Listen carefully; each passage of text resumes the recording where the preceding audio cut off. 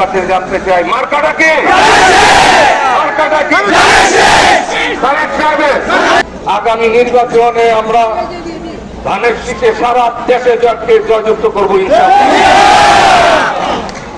জনাব ভারপ্রাপ্ত চেয়ারম্যান আমাকে নমিনেশন দিয়েছেন, দল আমাকে নমিনেশন দিয়েছেন। ইনশাআল্লাহ আগামী নির্বাচন ধানের শীষের পক্ষে নির্বাচন হবে।